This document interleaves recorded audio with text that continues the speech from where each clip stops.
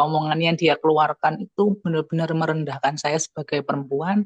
Saya disebut macam-macam, banyak banyak sebutan dari mulai yang kasar, yang kotor, yang tidak baik. Temen lagi nangis karena dia marah, narik-narik tangan saya, terus saya ditendang. Ditendangnya posisinya di bagian pundak dada situ, tapi dia nendangnya pakai kaki. Dia sebenarnya terbesit pikiran pada waktu itu kok serem ya, habis tadi marah-marah yang semeledak-meledak itu, tahu-tahu dia jadi kayak kok ini sekali, kok manis, minta maaf. Berangkat kerja itu kayak bagian tangan apa tuh kayak biru gitu kan Bang. Jadinya berangkat kerja itu saya tutupin. Tidak atas keinginan saya Bang. Bener ya. Saya tidak mau hancur banget ya Bang ya. Jadi perempuan juga hancur, jadi pasangan tuh kayak tidak dihargai.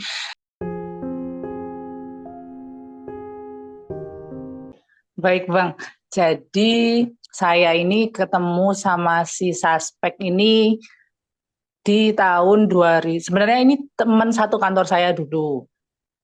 Jadi kami ini satu kantor, dan dia ini teman satu kantor saya. Jadi sudah kalau kenalnya ini cukup ya cukup lama sih kenalnya.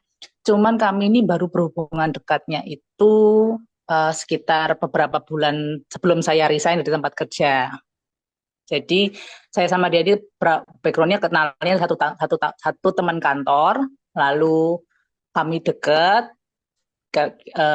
Nah, pertama kali saya deket sama dia ini, saya mengenalnya dia as a friend ya Mas. Maksudnya sebagai teman itu sangat-sangat baik, sangat-sangat suportif. Eh, karena kita juga ada kegiatan bareng, tidak kelihatan ada tanda-tanda kalau zaman sekarang nyebutnya red flag ya Mas. Jadi nggak ada tanda-tanda red flag sama sekali. Eh, dan ya layaknya orang ini aja, orang normal yang saya temuin, oh diajak ngomong enak dan sebagainya. Sampai suatu saat akhirnya ya mungkin karena kedekatan intensitas kami sering ketemu itu, jadinya kami deket lah. Kayak untuk hubungan yang lebih dari teman seperti itu.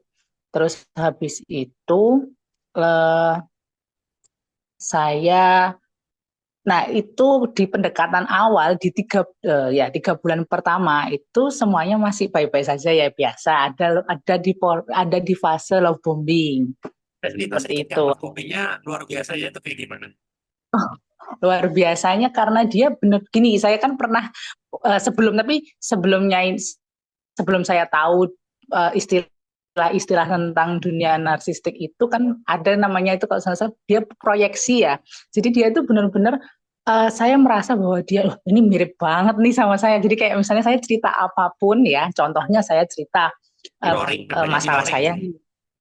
mirroring betul. Saya cerita masalah saya nih. Terus dia benar-benar kayak orang yang tahu saya banget. Iya, aku juga ngerasain itu kok. Seperti itu. Misalnya saya cerita masalah pribadi atau masalah keluarga. Karena saya berani menceritakan karena ya saya pikirkan, oh ini mau ada hubungan serius nih gitu. Dia menceritakan, saya cerita, akhirnya dia kayak yang, oh iya saya juga dulu begitu. Nah, contohnya gini Bang, soalnya sebelum saya berhubungan sama dia ini, kebetulan saya ini kan pernah ada hubungan sebelumnya itu selama 7 tahun dengan mantan saya sebelumnya.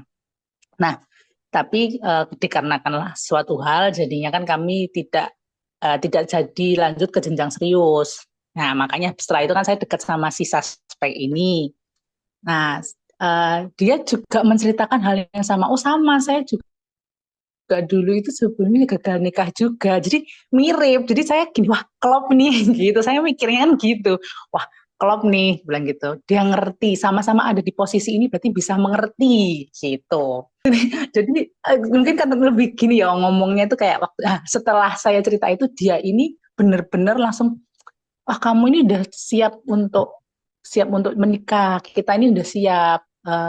Wah dia sudah membawa saya ke jalur membicarakan tentang pernikahan bla bla bla, kita nih nanti cocok. Dan itu memang terjadi beneran Bang, saya merasa nanti kita nih cocok, nanti bisa membangun rumah tangganya seperti ini. Wah lah, saya dengan posisi yang pada saat itu saya akui memang saya kan mungkin belum sepenuhnya selesai dengan masa lalu saya ya, dan saya masih ada di fase sebetulnya harusnya saya sembuh dulu nih, tapi saya sudah jalan dengan orang yang wah saya dikasih love bombing seperti itu kan, wah ya apa istilahnya terbang banget ya. bener gitu kan Bang. Seneng kan gitu kan saya itu. Jadi habis itu saya ngerasa wah kayaknya nih cocok nih, kok klik ya sama saya gitu. Wah dia bilangnya kamu ini sudah cocok, kamu nih bener-bener kayak selama ini yang saya tunggu. Dia pernah bilang gitu, bener, kamu nih bener-bener yang tak tunggu loh selama ini, dia bilang gitu Mbak. Wah dia ngomongin hal-hal yang selama 1 2 bulan sampai 3 bulan tuh bener-bener bikin saya itu kayak oh oh ini orang sayang sekali ya sama saya, bener-bener kayak yang ya pokoknya kasih hal-hal yang positif-positif lah selama sama 1 sampai 2 bulan itu. Gitu, love bombingnya seperti itu, Bang. Terus sebenarnya mulai dernya itu di bulan ketiga, bulan keempat. Nah, itu di bulan ketiga, bulan keempat itu sudah mulai ada perubahan yang saya itu kelihatan kelihatan sih terasa sebetulnya kalau itu wah ini kok agak aneh ya gitu. Cuman saya nah lagi inilah karena saya menghiraukan insting ya kali apa yang namanya feeling ya Mas ya, feeling. Jadi saya menghiraukan feeling yang saya rasakan pada waktu itu sama dia itu. Jadi sebenarnya dia itu sudah ada saya ternotis itu dari ceritanya dia bahwa dia menceritakan saya bahwa dia dulu mantannya ini pernah selingkuh. Dia bilang gitu kan ke saya nggak mau ya kalau kamu besok itu juga melakukan hal itu ke saya gitu. Karena saya itu nggak aneh-aneh. Dia membranding dirinya dulu sebaik mungkin ke saya. Jadi dia membranding diri dia ke saya itu sangat baik. Dia bukan tukang selingkuh. Dia membranding bahwa dia ini, saya nggak pernah kok. Saya bukan tipe cowok-cowok yang main, keluar sama teman-teman. Nggak, saya lebih senang di rumah, bantu orang tua. Jadi, apa ya, istilahnya dia di matanya saya tuh, oh ini orang nggak aneh-aneh gitu. Bikin saya makin, brandingannya dia makin kuat di tempat, di saya tuh makin kuat gitu Bang. Terus ngerasanya udah kayak gini, wah ini ketemu jodoh nih langsung ini klik gitu Bang. Nah, terus habis itu mulai nih bulan ketiga bulan keempat ini ya itu dia cerita tentang mantannya. Ada sebenarnya di dalam ceritanya dia itu hal-hal yang menurut saya kayak kok gitu ya. Contohnya dia kayak bilang mantanku pernah ketahuan selingkuh. Terus secara tidak sengaja karena katanya dia karena aku emosi, aku namparlah si mantannya dia ini. Nah, itu sebetulnya kalau saya orang pada saat itu pikiran saya jernih, itu kan harusnya sudah jadi tanda tanya kan ya Bang. Sudah jadi istilahnya was-was ya. Loh, kok dia sama mantannya sudah berani main tangan? Harusnya kan saya berpikir gitu. Inilah mungkin awal mula apa ya Bang? Awal mula hmm, dia bisa melakukan hal lain. Jadi saat kita menerima hal red flag-nya seseorang, istilahnya kan itu sudah di luar batasnya kita kan, harusnya kita membatasi diri kan, tapi malah saya ya udah nggak apa-apa paling karena dia emosi, saya mikirnya gitu, harusnya kan tidak diwajarkan itu kan Bang. Akhirnya ya udah, akhirnya sudah jalan, nah sudah mulai itu tuh tarik ulur, jadi kayak tarik ulur gitu loh Bang. Jadi habis saya dibuat senang-senang, atau kayak orang hilang-hilangan gitu loh Bang, kayak hilang-hilangan. Terus habis itu saya ya, nah karena tapi ini sebelum masuk ke cerita ini ya, jadi tiap hari itu kita kan masih pada waktu itu satu kantor, jadi tiap hari itu hampir ketemu gitu Bang, tiap hari hampir ketemu ya. Oh, hampir pokoknya ngabisin waktu tuh bareng memang. Nah, selama ngabisin waktu bareng ini memang dia ini orangnya yang buat saya mungkin jadi apa ya, berat pada waktu itu. Jadi kayak tergantung sekali karena dia ini orangnya suka merhatikan hal-hal kecil ke saya. Jadi kayak misalnya baju saya, terus cara berpakaian ya, maksudnya cara berpakaian, terus penampilan apa yang saya bawa. Pokoknya hal-hal kecil yang itu sama dia tuh diperhatikan sekali. Jadi itu membuat saya apa ya Bang, membuat saya jadi kayak yang oh ini orang perhatian sekali gitu. Jadi tiap hari itu Bang, tiap hari dia tuh kasih kasih updatean, misalnya dia lagi ini, sedang ini, apapun dia mau ngelakuin apapun dia tuh selalu tanya ke saya. Seolah-olah minta approve gitu loh Bang, seolah-olah minta izin kayak aku apa-apa ngabari gitu loh, ngabarin ke saya. Dan saya diharuskan untuk melakukan hal itu juga ke dia. Jadi benar-benar diikat satu sama lain ini agar akhirnya beberapa bulan setelah itu saya terbiasa kan Bang dengan ya itu tadi yang controllingnya dia dengan hal-hal kalau saya mau pergi mau apa harus bilang harus pamit dan sebagainya. Akhirnya saya melakukan itu juga. Nah, setelah itu dia itu sudah mulai hilang-hilangan Bang. Sudah mulai ada hal-hal sudah mulai apa istilahnya kontrol emosinya dia sudah mulai nggak stabil. Jadi dikit-dikit udah mulai marah, dikit-dikit sudah mulai apa ya istilah ini silent treatment saya.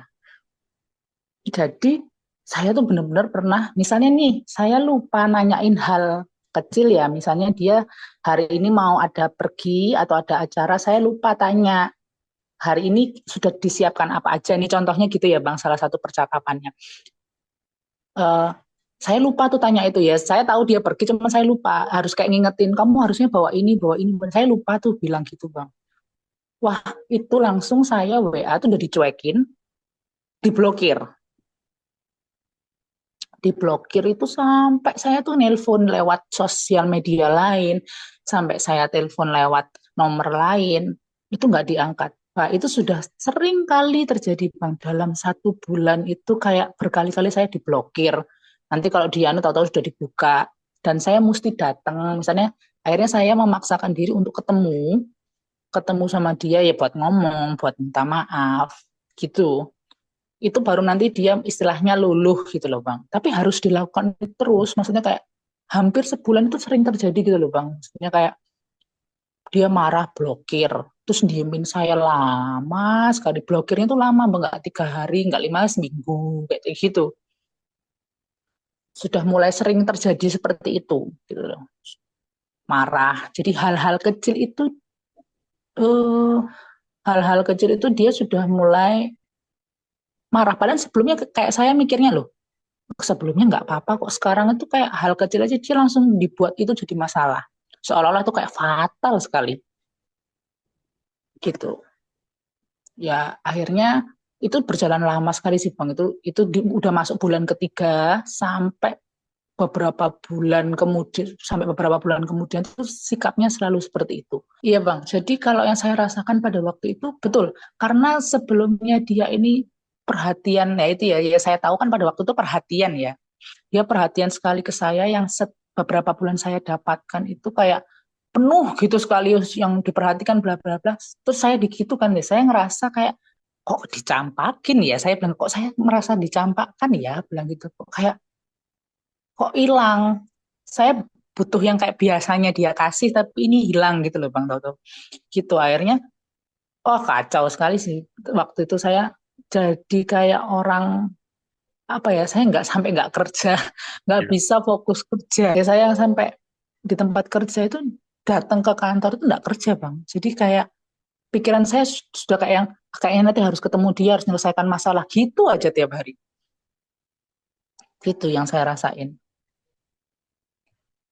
jadi nggak bisa fokus sama kegiatan jadi saya sudah mulai tidak bisa menjalani kehidupan saya secara normal bang pada waktu itu. Kalau yang normalnya saya mungkin sebelum kenal dia pagi kerja, mungkin main sama temen atau scrolling sosial media, saya sudah nggak ngelakukan itu. Benar-benar sudah mulai pikiran saya, kegiatan saya ini fokusnya sama dia. Terus ya seperti itu Bang. Jadi saya ngerasa kayak ini apa ya? Saya jadi mulai takut kalau misalnya, jadi kayak mulai ada timbul gini Bang aduh hari ini saya ada masalah apa lagi ya? Saya sudah mulai ngerasain kayak gitu. Jadi sudah sebenarnya berhubungan tapi kayak nggak tenang gitu loh Bang. Kayak hari ini saya mikir, ini pagi kalau pagi baik karena dia switch moodnya dia itu kayak cepet gitu loh Bang. Pagi masih baik, manis-manis. Nanti selang sejam itu sudah tahu-tahu kayak marah, tapi tanpa sebab gitu Bang. Jadi, semua ini ya, pelajaran buat teman-teman semua. Ini yang digambarkan sama mbaknya ini itu adalah yang namanya hot and cold. Jadi itu permainan panas dan dingin. Dia bisa berubah dalam sekejap untuk mempermainkan emosi dari korbannya. Sehingga korbannya tuh jadi kodenya waspada dan selalu merasa takut. Kita maunya itu kayak walking on the eggshell, berjalan di atas cangkang telur. Jadi Anda tuh ketakutan terus kan pada saat itu. Apalagi nih, gimana lagi yang terjadi apa nih gitu. Seperti itu ya pada waktu itu kan. Iya, betul Bang. Jadi saya ya itu jadi mulai start saat ada mulai keanehan-keanehan terjadi itu saya sudah mulai jadi controlling ke diri saya sendiri jadi susah. Jadi kayak tiap hari saya gini, wah kalau pagi ini dia baik-baik saja, ini kayaknya nanti sore mulai lagi deh moodnya berubah. Saya sampai berpikir gitu. Tapi itu hampir setiap hari pasti ada aja dia cari masalah. Pasti nggak mungkin kayak enggak gitu loh Bang. Kayak tidak membiarkan satu hari saya tenang gitu. Gitu. Jadi kayak nggak bisa. Jadi satu hari itu pasti ada masalah yang dia bahas. Entah dari mulai masalah sepele, sesepele saya tidak nanyain dia makan siang apa. Itu kan sepele sekali kan, Bang. Jadi Ya. kayak saya itu tiap hari itu apa namanya itu saya ngerasakan sudah mulai nggak nyaman dan mulai itu berjalan terus ya, Bang. Sampai sudah mulai juga saya dijauhkan dari lingkungan teman saya. Kebetulan saya ini orangnya itu banyak, maksudnya gini, saya suka bertemu sama orang banyak gitu loh Bang. Saya senang punya teman banyak ngobrol, itu saya senang sebelum sama dia ya. Teman saya banyak di kantor tuh saya pokoknya senang kayak keluar makan siang bareng sama teman-teman gitu. Saya mulai dibatasi, jadi mulai ada saya punya teman dekat di kantor perempuan, teman dari saya kuliah sampai dia kita ngantor di satu kantor yang bareng-bareng juga sama si suspek ini, si Nars ini. Terus habis itu karena kedekatannya kita itu dia itu ini Bang mulai membuat cerita kayak kok aku nggak senang ya sama temenmu itu yang perempuan. Kayak kamu tuh apa-apa kok sama dia. Kalau kamu pas sama dia tuh kamu lupa sama saya. Dia bilang gitu Bang. Dia itu kayak terlalu ngatur kamu dan gini-gini. Pokoknya dia membuat cerita dan itu saya kok ya pada waktu itu percaya gitu loh Bang. Maksudnya sama cerita itu. Sehingga saya akhirnya pelan-pelan, ya akhirnya agak jaga jarak sama teman saya ini, gitu. Dan teman saya ini juga padahal bilang, teman saya yang saya jauh ini dia bilang, Bang, kayak ada perubahan yang terjadi sama saya selama beberapa bulan saya dekat sama si suspek ini. Mulai dari penampilan, Bang, karena kan penampilan saya tidak diperbolehkan memakai baju yang terlalu misalnya pendek atau terbuka seperti itu. Terus dari mulai dia benar-benar mengkontrol saya itu kalau secara penampilan dari atas sampai bawah tuh harus sesuai sesuai sama dia. Maunya dia di gini-gini nggak boleh terlalu terbuka, harus gini semuanya tuh diatur sama dia. Nah saya mikirnya kalau saya nggak turutin pada waktu itu akan terjadi marah-marah lagi gitu loh, bang kayak bad mood lagi nanti dia. Dan saya tuh menghindari hal itu terjadi karena saya juga capek kalau misalnya harus begging apa ya mas apa bang kayak ngemis-ngemis minta maaf itu kayak capek kalau tiap hari gitu akhirnya saya menuruti supaya itu nggak terjadi gitu loh bang yang dia bad mood dia drama tuh nggak terjadi. Nah itu kan karena penampilan ini yang paling mencolok terlihat ya bang, saya juga kurus pada waktu maksudnya berat badan kan turun, berat badan turun, eh apa ya kalau namanya kayak orang kurang tidur tuh loh bang, bawah mata hitam, jadi kayak orang capek.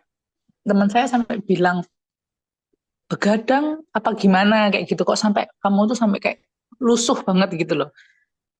Ya saya kan nggak mungkin cerita gimana gimana kan, pasti ya saya bilang oh iya ya nggak apa-apa nggak ada masalah gitu. Nah perubahan ini ternyata ternotis sama teman-teman saya. Saya juga mulai kalau makan siang itu nggak bareng bang karena pasti nggak boleh, apalagi kalau ada lawan jenis di situ itu nggak boleh seperti itu.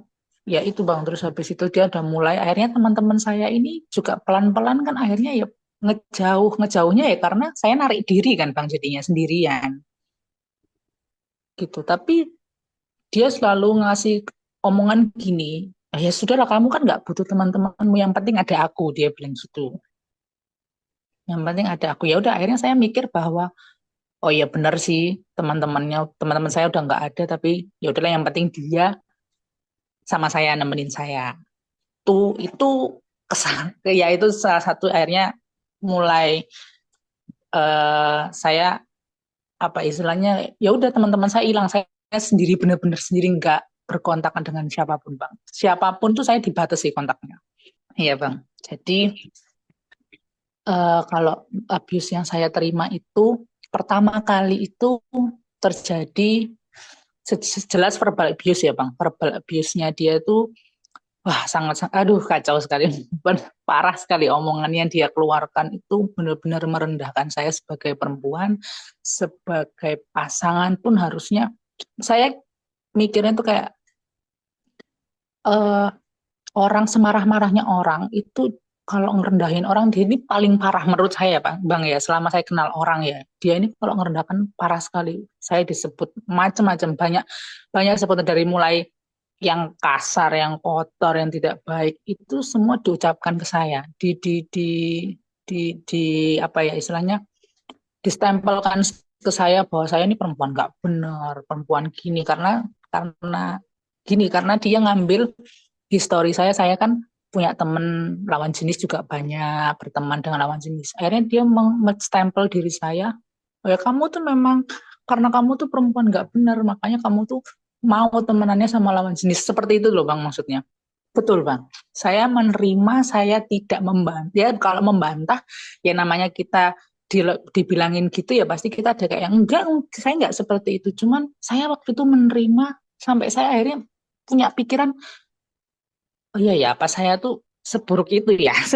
Sampai sampai ada jadi pikiran gitu, Bang. Dia sampai ada kata-kata yang ini ya, ini yang perlu maksudnya ini ada kata-katanya dia yang akhirnya mungkin membuat saya jadinya saya merasa ya memang saya gitu kali ya. Karena dia selalu bilang, "Saya selama ini itu berusaha buat memperubah kamu lebih baik. Lihat coba saya apa kamu tak perhatikan." Jadi hal-hal kecil yang saya bilang tadi di awal bang, hal-hal kayak dia merhatikan saya, pakaian saya itu dibuat senjata sama dia ngomong ke saya bahwa ini loh saya tuh sudah bantu kamu berubah, kamu nggak sadar kan tapi kamu masih aja kayak gini gitu loh bang. Jadi saya jadinya jatuhnya kan merasa bersalah jadinya gitu kan. Saya ya udah jadi tiap pokoknya kok tiap saya ada hal yang saya lakukan dia tidak suka, dia selalu memakai senjata-senjata baik-baiknya dia dulu itu untuk nembak saya. Jadi kayak kamu masih jahat loh sama aku, misalnya saya bales chattingannya orang bang, bales chattingannya orang, dia akan narik ceritanya dulu. Saya aja loh dulu sampai saya WA tuh nggak pernah WA orang lain, cuman WA kamu misalnya seperti itu bang, chatting sama kamu bilang gitu. Jadi saya kan dibuat kayak, wah saya salah ini, wah saya rasa bersalah saya, rasa bersalah saya itu yang membuat saya akhirnya kok dicaci maki sama dia diem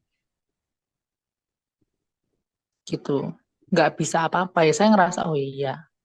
Padahal itu kalau secara dipikir sekarang secara baik-baik saja, wah itu udah sangat merendahkan sekali kan bang. Nah sudah masuk verbal abuse dia sudah mulai menyelingi dengan physical abuse juga bang. Nah, jadi pernah ada satu momen pada waktu itu kita berantem. Dia kalau marah itu kan tipenya diem, Bang. Diem, diem dulu. Nah, saya kan sebagai pasangannya, saya minta maaf. Saya coba ngomong karena dia itu kalau marah kadang nggak ada sebabnya, tahu-tahu diem gitu loh, Bang. Jadi kita harus ngerti dia ini marahnya kenapa, gitu. Sampai saya akhirnya saya coba menyebutkan saya salah apa, saya sebutkan salah-salahnya saya. Terus habis itu dia mau tetap diem bang. Akhirnya saya mencoba minta maaf pada waktu itu. Ya karena sudah rasa bersalah, saya sudah pusing dan ini kan pasti kan saya sebagai perempuan juga saya kan pakai perasaan pasti nangis ya kan bang. Habis itu saya mencoba minta maaf. Nah itulah mulai ada physical abuse di situ itu saya ditendang karena dia tidak mau, karena dia tidak mau eh, ya dia istilahnya kayak nggak mau maafin gitu loh bang. Tapi karena saya nyoba, maksud saya coba minta maaf, saya pegang, maksudnya pada waktu itu momennya saya pegang tangan, saya coba minta maaf. Wah itu saya juga kaget sih. Pas saya mau lagi nangis karena dia marah, narik-narik tangan saya, terus saya ditendangnya posisinya di bagian pundak dada situ, tapi dia nendangnya pakai kaki. Tuh, sampai saya agak agak terpental gitu loh, agak terpental gitu. Habis itu di situ saya kaget karena itu pertama kali physical abuse yang saya terima gitu. Saya di situ kaget. Tapi pada saat dia lihat saya terpental gitu sama nangis itu, dia juga ada paniknya bang. Dia ada paniknya. Cuman saya tahu saya jadinya takut kan bang, karena saya nggak pernah nerima gitu kan. Jadinya saya takut gitu loh. Nah terus setelah tahu saya kesakitan, pada waktu saya kesakitan, benar-benar saya juga kaget bang. Dia bisa switch jadi kayak tahu-tahu nanti jadi kayak manis gitu loh bang. Kayak tadinya habis marah ini, habis nendang saya. Terus kayak akhirnya dia minta maaf karena habis nendang saya. Karena lihat posisi saya nangis sama kesakitan. Seperti itu bang. Jadi pada saat itu saya takut sih. Jadi kayak, loh, kok serem ya? Ada sebenarnya terbesit pikiran pada waktu itu kok serem ya? Habis tadi marah-marah yang semeledak-meledak itu tahu-tahu dia jadi kayak kok ini sekali, kok manis, minta maaf. Terus akhirnya, ya sudah, saya minta maaf, dia bilang gitu. Tapi kesalahan saya nggak tahu kenapa kok pada waktu itu ya luluh lagi bang. Karena sudah dapat physical abuse itu. Terus, eh, nah mulai deh itu setelah kejadian itu, semakin sering physical abuse yang saya terima, sudah macam-macam bang. Sudah mulai nampar pernah, nampar misalnya saya berusaha menjelaskan bahwa yang terjadi itu tidak seperti ini loh. Saya tuh menjelaskan, kamu salah pikirannya. Ini loh yang terjadi sebenarnya tuh ini. Itu kena tampar juga. Terus kayak ya kebanyakan sih nampar kayak gitu-gitu loh Bang. Jadi bener-bener hmm, kalau dia karena saya sudah sering terima cacian makian rendahannya dia, mungkin dia udah nggak gitu lagi tapi ganti ke physical abuse gitu loh Bang. Jadi kalau saya nggak diem ya main tangan kayak gitu bang.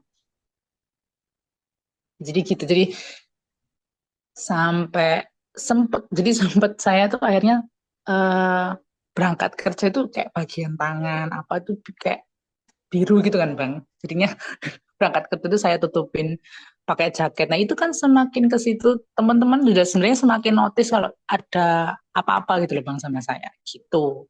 Cuman saya nggak berani. Jadi saya kayak setiap masalah itu setiap habis ada kejadian seperti itu, dia itu pasti manis banget bang. Besok-besoknya gitu. Jadi dia manis sekali. Kayak nggak terjadi apa-apa gitu loh bang. Kayak misalnya kayak yang ya udah habis padahal malam tuh habis misalnya habis eh, ngelakuin physical abuse ke saya ya, tapi besok paginya kayak nggak ada apa-apa gitu bang. Nah saya dibuat kayak gitu kan, ya jujur pada waktu itu saya luluh bang. Jadi ya sudah saya anggap yang penting dia tidak marah. Pada waktu saya pikiran saya cuma itu doang bang. Yang penting dia tidak marah. Udah selesai. Saya cuma butuh itu toh gitu, bang.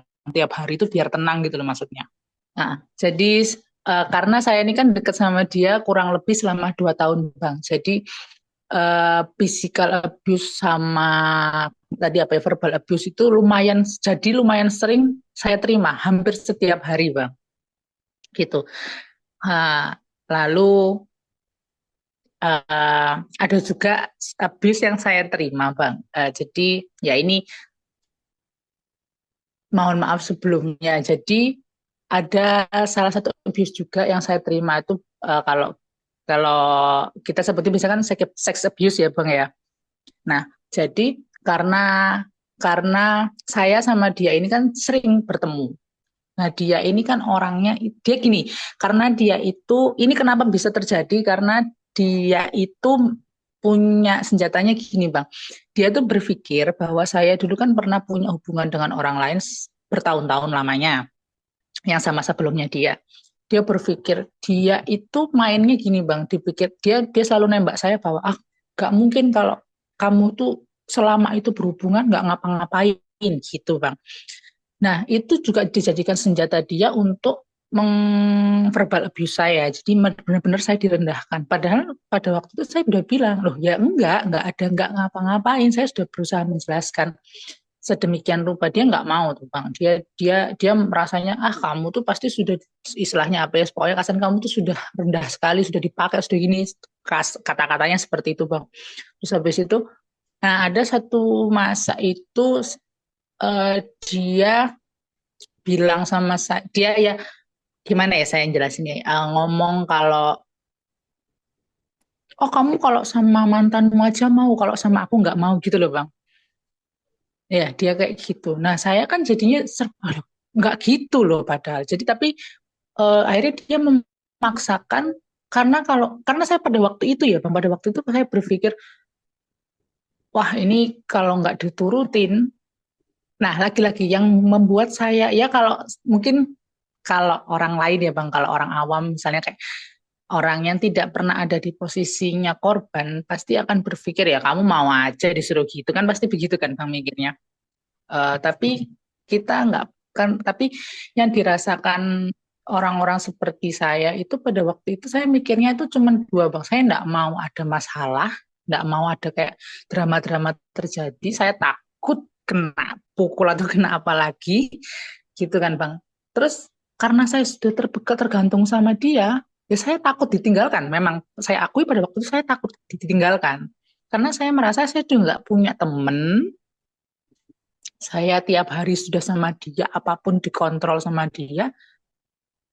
Akhirnya ya mau nggak mau saya menuruti lah, gitulah. Jadi kalau saya kenapa saya bilang sexual abuse ini terjadi karena pada waktu kan karena itu dilakukan tidak atas keinginan saya, Bang. Benar ya? Saya tidak mau. Nah, akhirnya si suspek ini dia itu kita habis berantem hebat itu bang, benar-benar habis berantem, saya habis dimaki habis-habisan. Habis itu dia memaksa saya untuk menuruti kemauan dia dalam tanda kutip ya bang, menuruti dalam kemauan dia posisi. Dan yang terus yang saya rasakan itu cuma kayak yang eh, posisi itu saya nangis, badan sakit karena habis sama dia habis dilakukan eh, physical abuse juga.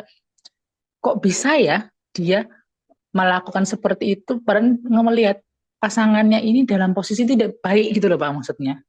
Kok dia kok dia makin kayaknya dia tuh kayak, kalau saya nggak ngelihat saya nangis nggak ngeliat ini tuh kayak baru puas gitu loh Bang, ngerti ya? Paham ya Bang? Betul. Jadi kalau dia ngeliat saya kesakitan nangis itu saya bisa lihat di mimik wajahnya dia itu puas. Dia kayak suka gitu loh Bang, kayak nah ini kalau saya belum nangis, saya belum eh, rasa kesakitan, oh dia akan lanjut terus verbal abuse apa pokoknya bener-bener ngajar habis-habisan. Baru dia kalau saya nangis, saya ngerasa kesakitan itu baru dia berhenti gitu Bang. Nah, akhirnya itu juga makanya terjadi juga sampai ke sexual abuse juga karena ya sudah. Jadi saya mikirnya pada waktu itu ya biar enggak marah lah pada waktu itu. Itu kesalahan yang ya sebetulnya eh aduh sangat-sangat itu kalau saya pada waktu itu ngerasain ya hancur banget ya Bang ya. Jadi perempuan juga hancur, jadi pasangan tuh kayak tidak dihargai. Jadi saya kayak jadi boneka selama berhubungan sama dia itu jadi boneka Bang. Akhirnya ya itu terjadi karena ya sudah saya membiarkan terus-terusan bang dia ngelakukan itu setiap hari ya abuse yang saya terima. Ada juga sebetulnya abuse secara finansial bang, finansial abuse saya juga dapat juga. Jadi kalau istilahnya nih jenis abuse lengkap bang, saya terima tuh lengkap. Kalau financial abuse tuh begini bang, lebih tepatnya dia ini tidak meminta ya bang, maksudnya kayak minta uangnya belum tidak, cuman dia ini selalu sounding untuk saya lagi butuh ini nih, tapi sounding terus bang. Terus kalau nggak gitu apa yang dia mau tidak terpenuhi, dia akan bad mood itu seharian. Otomatis ini suspek kan kalau sinar sini kan kalau lagi bad mood, dia tuh kan kalau bad mood atau lagi ada masalah dengan orang lain yang kena pertama kali pasti saya gitu. Pasti yang kena saya. Padahal dia misalnya lagi gak suka sama orang lain, saya yang kena. Dia lagi berantem sama orang lain, saya yang kena pasti. Imbasnya itu ke saya. Jadi saya juga akhirnya punya pikiran ya sudah, dia pada waktu itu dia juga controlling uang saya tuh gini bang. Jadi dia harus tahu gaji saya berapa.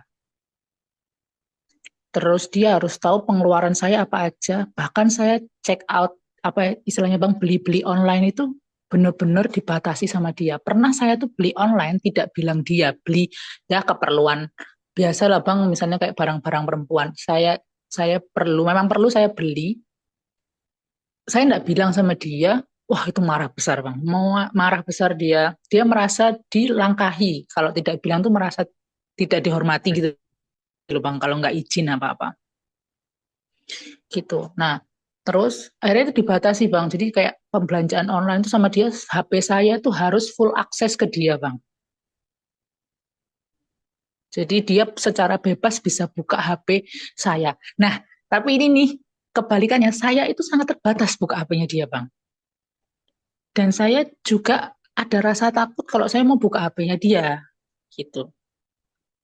Benar-benar. Tapi dia ini benar-benar bisa menyembunyikan hal-hal, ya nanti hal-hal yang negatif di dalam ponselnya dia ini secara rapi, Bang, memang. Bahkan saya sampai nggak tahu gitu loh, Bang.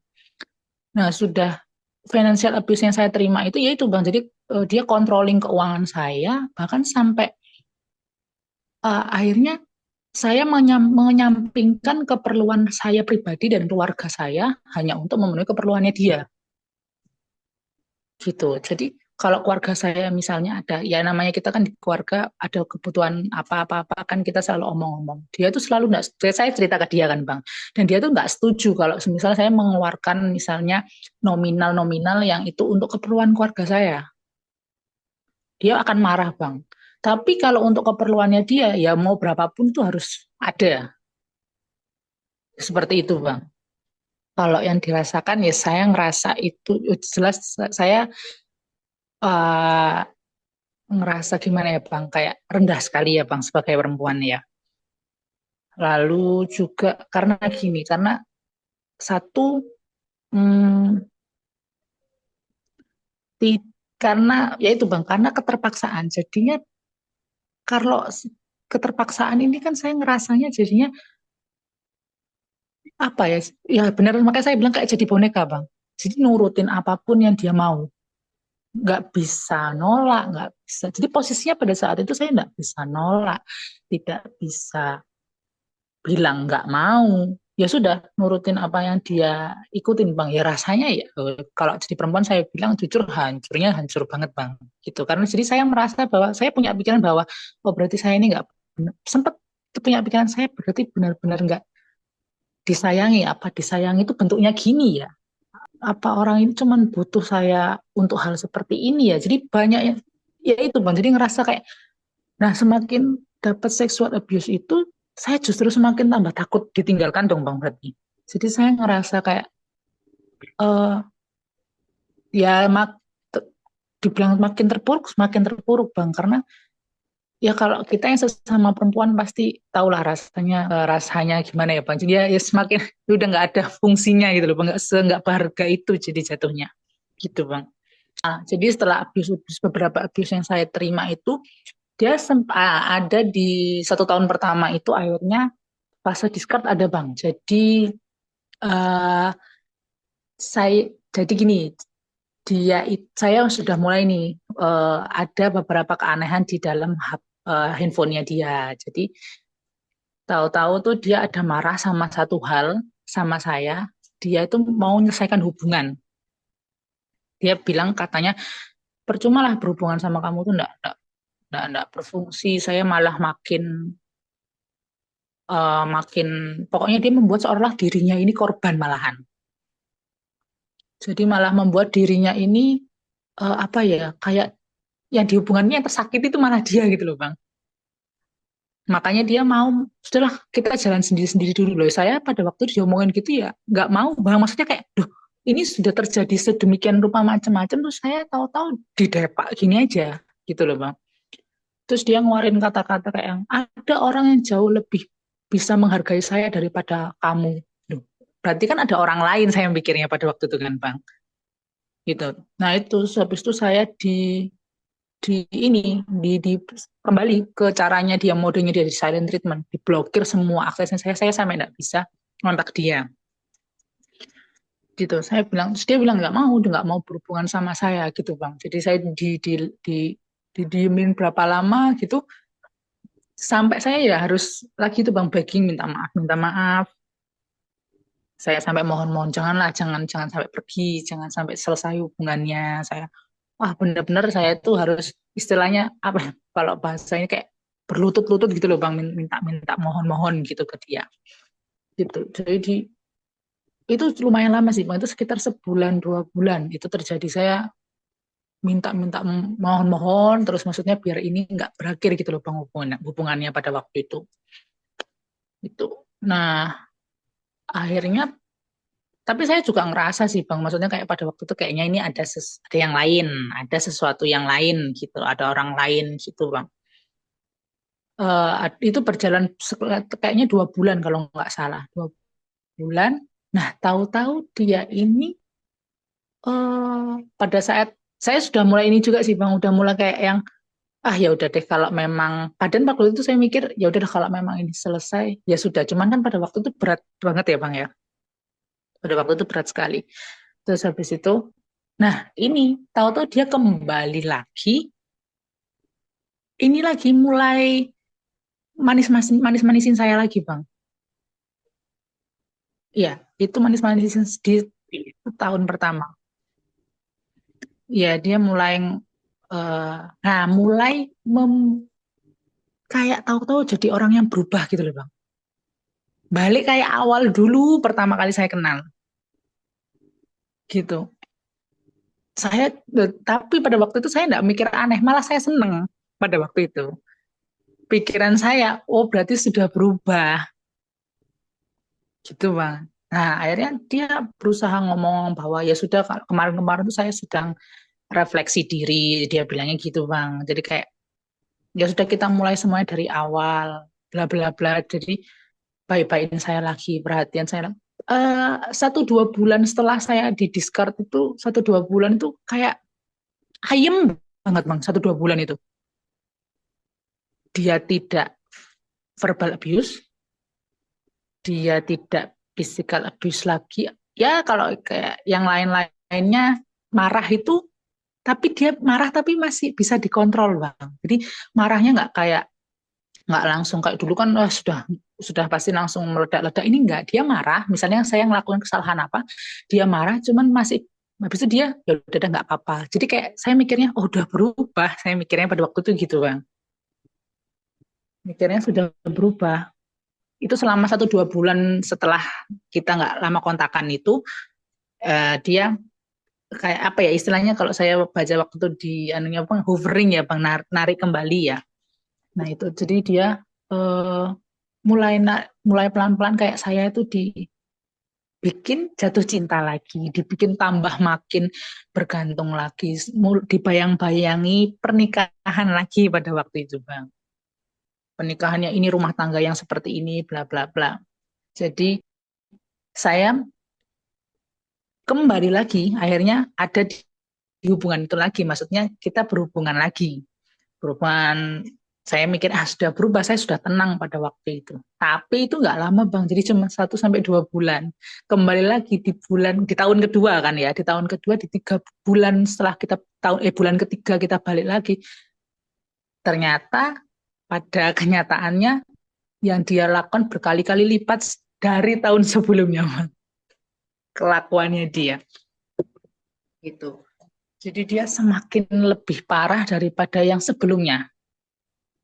Itu yang bikin, jadi di tahun kedua itu, wah benar-benar tahun yang saya sudah hancur di tahun kemarin, di tahun itu saya tambah makin hancur lagi di tahun itu Bang. Jadi kayak perlakuannya dia tuh semakin, karena kalau saya bilang kenapa kok bilang hancur, gini, gini Bang, karena dia eh, istilahnya dia nggak arogan lagi, cuman dia mainnya halus, cuman ternyata di tahun itu tuh dia gini Bang. Jadi karena mungkin dia sedang cari supply lain ya Bang ya. Dia dapat supply lain nih. Dia dapat supply lain. Jadi dia harus menjaga saya nggak lepas juga. Supply-nya dia juga nggak lepas di tahun itu. Jadi dia benar-benar mainnya aman, tapi justru malah itu yang bikin hancurnya, karena dia sudah mulai ini Bang, cari-cari supply. Jadi saya nggak di apa ya Bang, nggak di Iya, karena dia juga jaga suplainya yang lain ini. Nah, saya tahunya itu ya karena akhirnya sudah mulai ada keanehan-keanehan dia terjadi, sudah mengurangi intensitas ketemu saya. Jadi kayak gitu. Dan sudah mulai ada kejadian keanehan-keanehan kayak saya biasanya ketemu dia, misalnya biasanya saya udah janji nih ketemuan hari ini. Terus tahu-tahu nanti sama dia dibatalkan, eh, alasan, tapi dia tuh bener-bener rapi loh bang, bohongnya tuh bener-bener rapi. Dia bilangnya ya ini soalnya saudara saya mau datang, bla bla bla bla. Dia ngirim foto itu juga saya nggak ada rasa curiga sama sekali gitu loh bang. Jadi memang dia tuh kayak sudah ngatur gitu loh bang, sudah mulai gantian istilahnya, bisa ngatur waktu gantiannya gitu loh bang. Itu.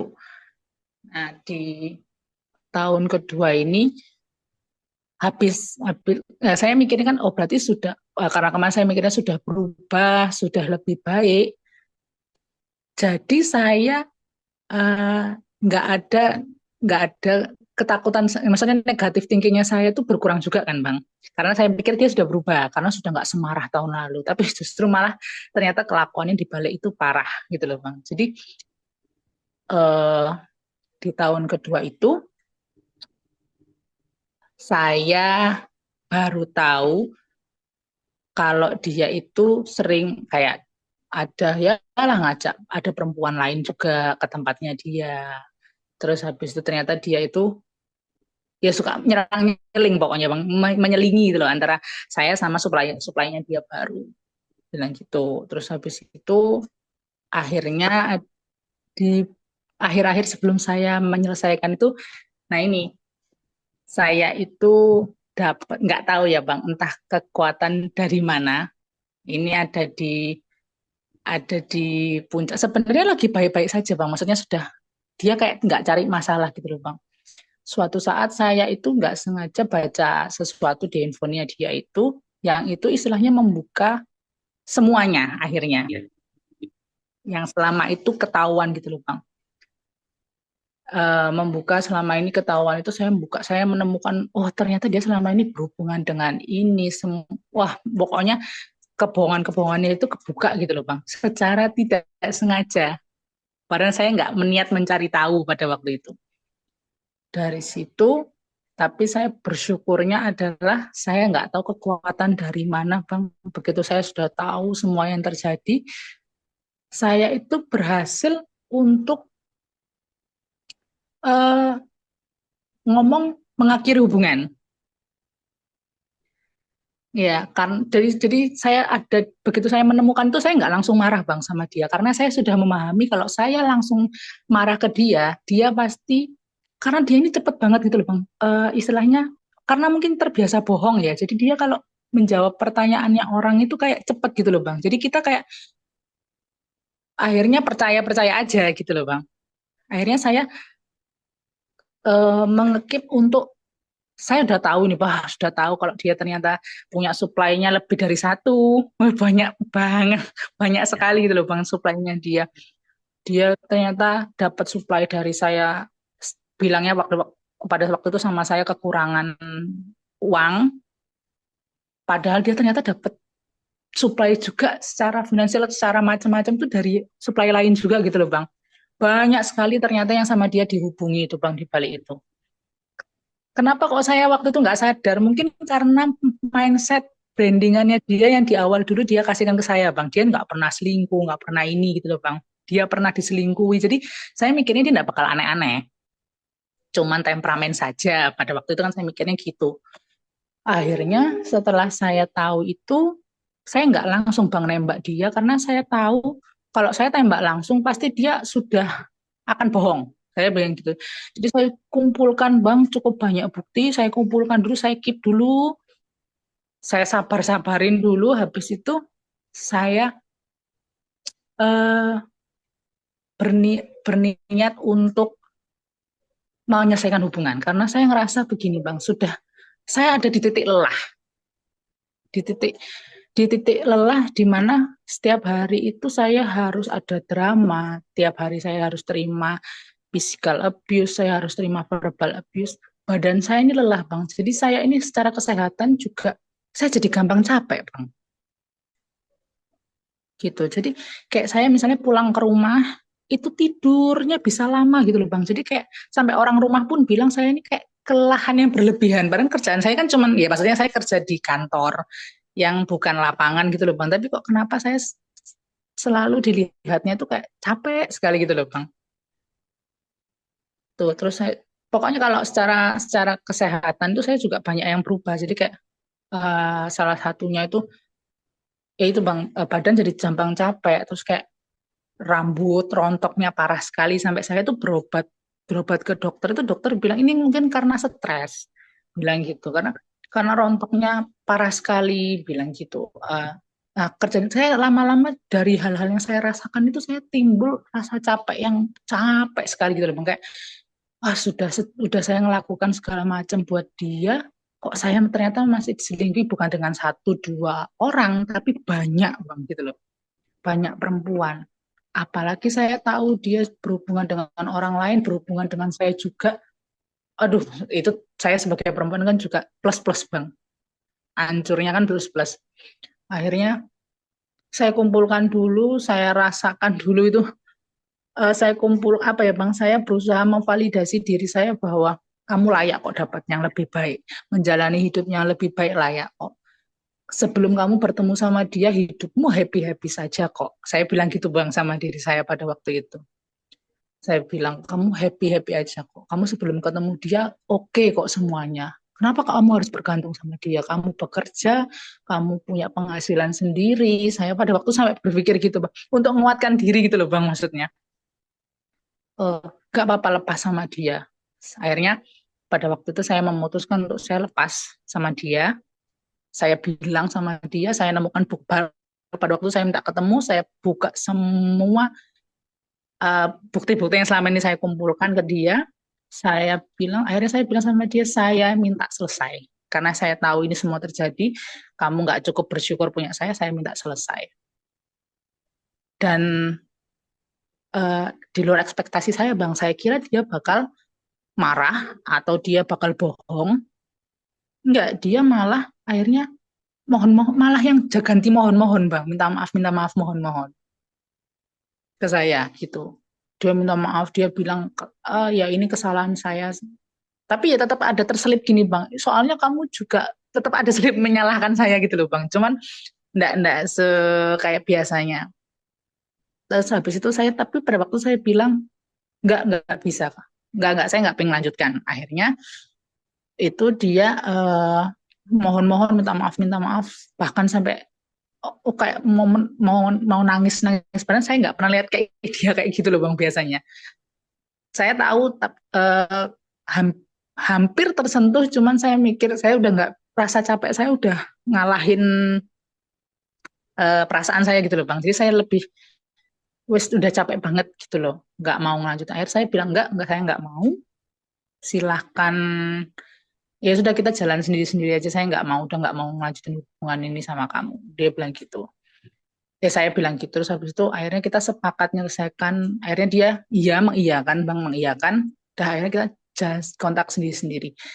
Nah, ini setelah kita udah nggak kontakan ini Bang, saya awalnya kan sudah yakin ya Bang, karena sudah memvalidasi diri. Tapi saya ada di posisi akhirnya jatuh tetap ini Bang.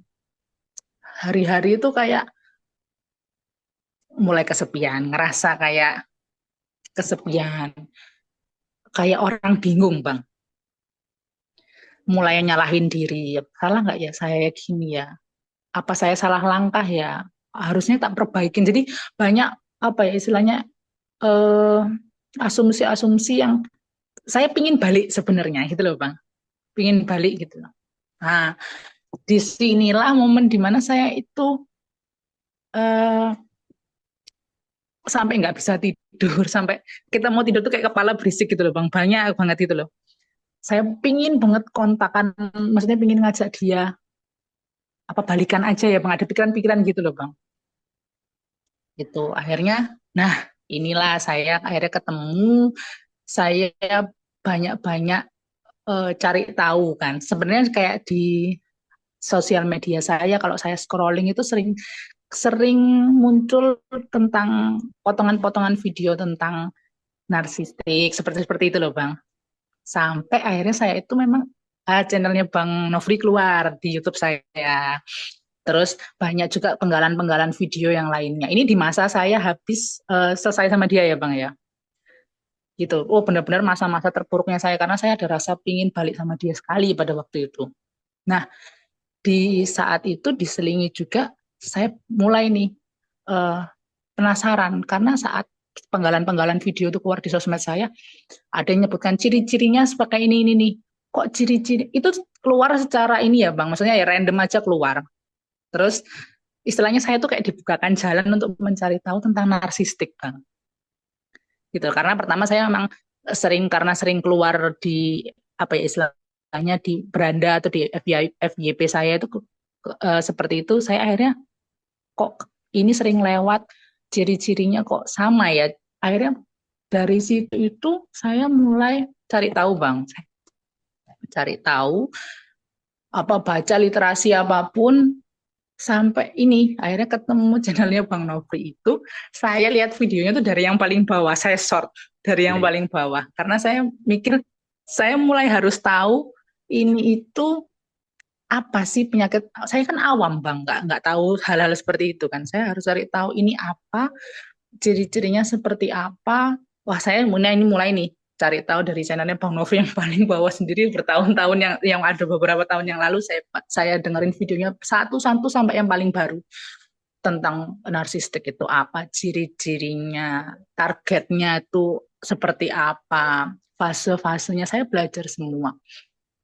Itu diproses di mana saya lagi berusaha menjauh gitu loh Bang, supaya saya nggak ada rasa balikan sama dia.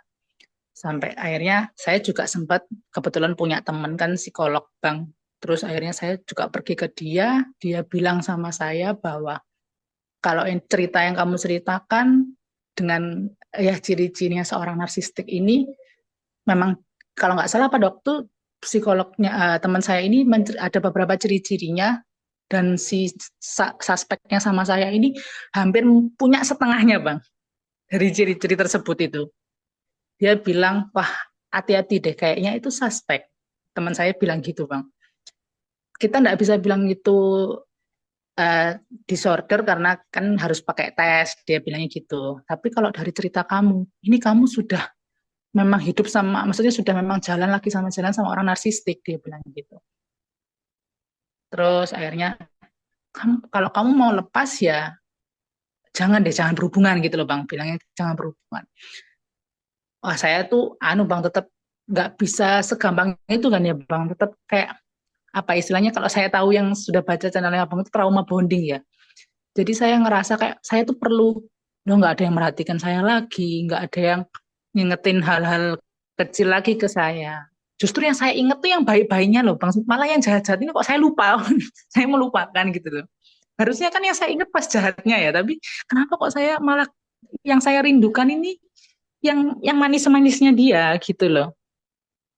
Ternyata yang saya rasa saya ingin balikan itu karena saya rindu hal-hal kecilnya yang baik-baiknya ini ya, yang waktu dia baik-baiknya gitu loh Bang.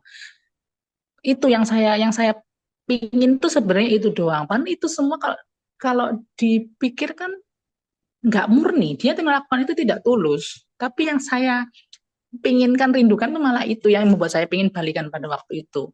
Akhirnya saya baca, itulah saya mulai cari tahu channelnya Abang. Itu dari bawah saya baca. Ada akhirnya fase di mana saya ternyata sudah benar ada di tahap no contact. No contact. Padahal tetap ya Bang, tetap kayak misalnya ngepoin, kepo, kita pengen tahu dia update kehidupannya gimana gitu.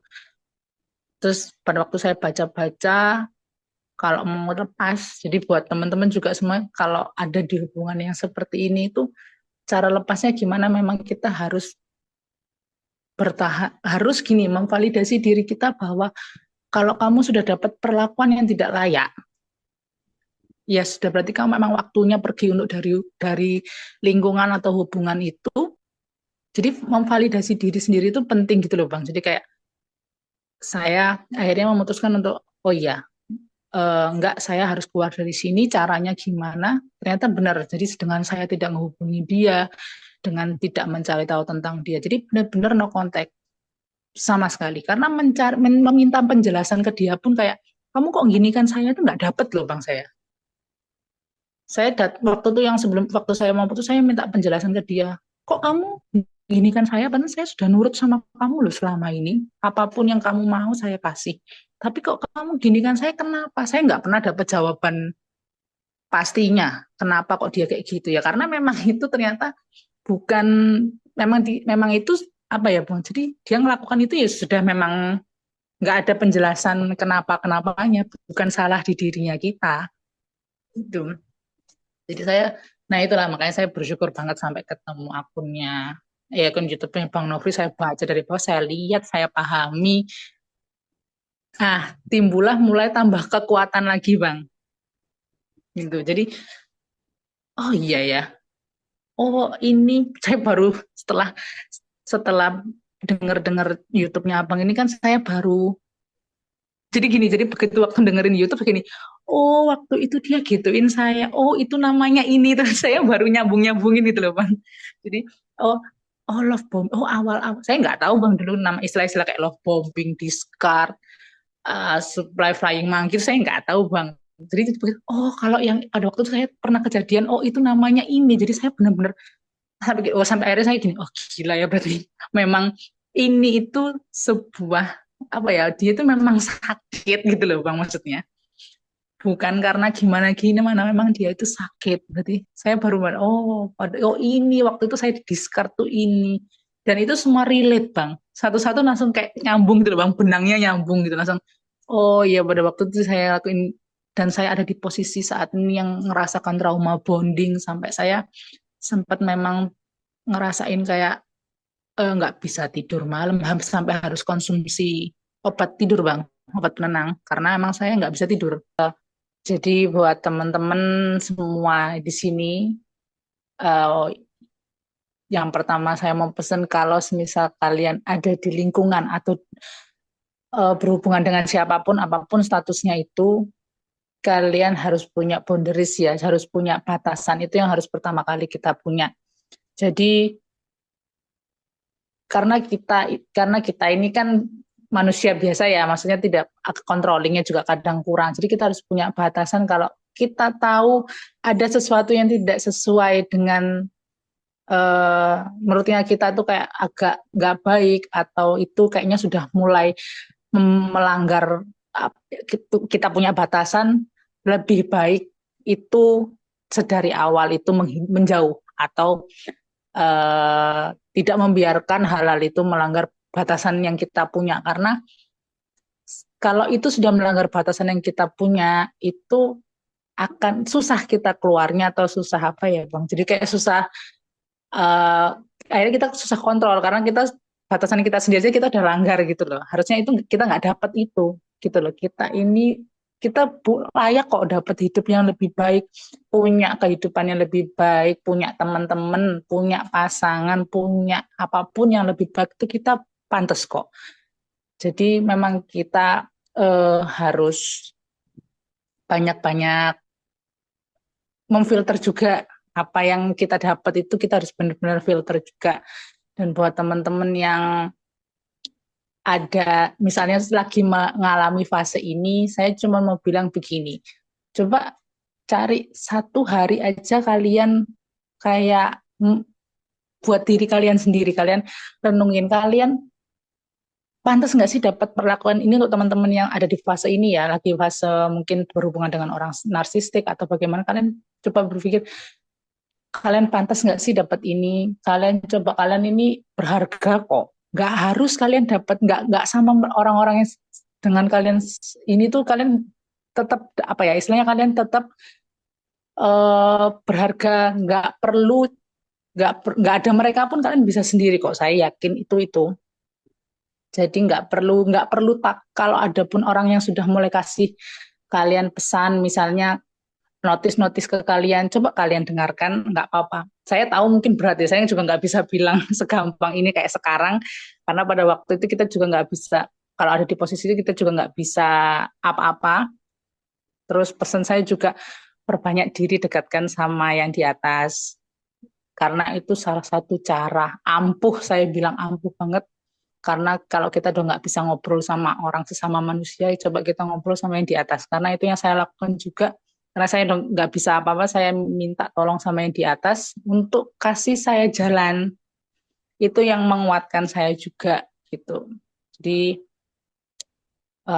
mungkin dari pengalaman yang saya punya, cerita-cerita yang saya punya, teman-teman yang sekiranya ada pikiran atau ada merasa ada di lingkungan seperti itu, kalian coba mulai set boundaries saja, set batasan agar tidak terlalu jauh gitu. Kalau teman-teman yang sudah merasakan ya, saya percaya kalian itu pasti bisa layak hidup lebih baik, pasti itu gitu. Kalian punya keluarga yang baik, kalian pasti punya teman-teman yang jauh lebih baik.